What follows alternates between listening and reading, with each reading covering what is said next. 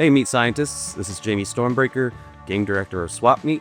I just wanted to give you a little bit of an update on the status of Early Access. In reading feedback since we started Early Access, one of the things that was really clear is that we weren't doing a really great job at teaching players about systems that they were unlocking after the tutorial. So what we've done is implemented a number of post-tutorial pop-ups and learnings. We also added a quest tracker for the quest system, a bunch of new content on quests. So when you unlock a new gameplay system, we'll challenge you to go down to the planet, interact with it, learn it, come back and reward you, and then unlock additional systems. So these are some of the pacing changes that we're making. We're going to allow the player to break the run-up by completing a single planet at a time. So what that'll allow you to do is go out, start a planet, complete it, come back to your ship, and then use the currencies that you've gained to upgrade yourself. We've also made some changes to allow the player, or encourage the player, to explore more of the map. And what that looks like are events with different rewards. So as you go through and play the latest version of the game, you might run into an event that's going to reward you with an item container.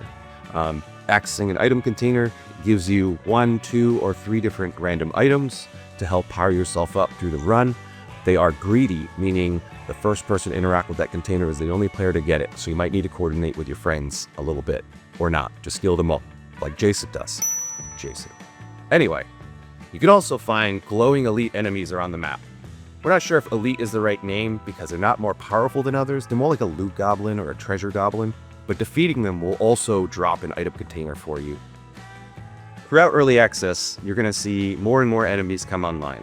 As we continue to finish the content in the game, new behaviors, new enemies within factions, and even new factions. If you play today, jump in, and there are 3 new enemy types. At a brand new machine faction, much like the insects, where you could think of show up on any planet. We've got a lot of weapons in Swapmeat. There are 54 different variants of 9 different categories of guns. That's a lot of content to make and balance. There are 5 elemental types as well. That's where that matrix comes from. We went into Early Access with a number of them all unlocked, but they weren't exactly all tuned or have their original artwork. Over the last number of months, we've been replacing those temporary weapons with their real versions. More of those are still going to be coming online throughout Early Access, but along with this, we've had a focus on giving the elements a different identity and then cross-play between elements. So an example of that is ice. Firing at an enemy will chill it, and eventually it will freeze it, and then shooting a frozen enemy with a kinetic gun will shatter it. Same thing with melee. You can melee a frozen enemy and shatter it. And then slime has come online with a new identity. Sliming anything will decrease its resistance to all elements and also make it take additional base damage. We worked on improving the quality of life of multiplayer, playing with your friends or playing with strangers on Steam. The first quality of life improvement that we made is late joining players will no longer pause the game for everybody else while they're making their selections. So if somebody comes in when you're fighting Frankenbeans, you don't have to wait for them to pick 30 items. They'll be able to pick that before they join into your game. We're also going to be working on some improvements to allow those late joining players to select their equipment before they join you in on your run.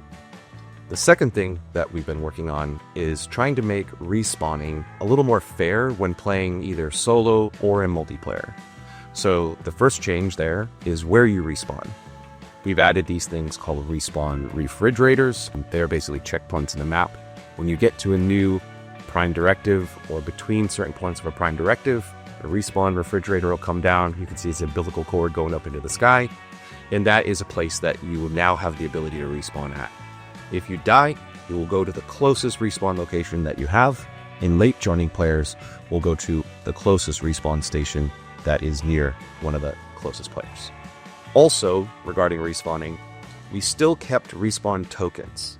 So you still have the ability to bank these tokens, but once you lose them, if you die, both in single player now and in cooperative multiplayer, you will be respawning automatically at the cost of Hunter Tire.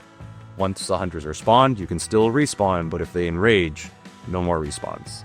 You'll have to have a player banish them for you, or if you're playing the single player, you have to start your run again. When we went into Early Access, we focused on bug squashing, quality of life improvements and replacing the temporary. What that means is that a lot of our UI has been improved, a lot of temporary UI has been replaced, voiceovers have been replaced, there's subtitles in the game now, a lot of the cutscenes are no longer temporary, and they are in. It was a big stretch goal for us as we went into early access to deliver additional difficulty levels, a way to challenge yourself, and an entire new mode called the random solar system. We've also started to implement features that you'd expect in a roguelike, like an employee handbook or a codex. So as you explore and interact with new parts of the game, we'll tell you a little about it. It'll be an easy way to figure out, like, have you seen all the different meat parts? Have you uncovered all of the items? So these map changes are in the game right now. And if you don't mind, jump on Discord, hit up the Steam forums, send us your feedback.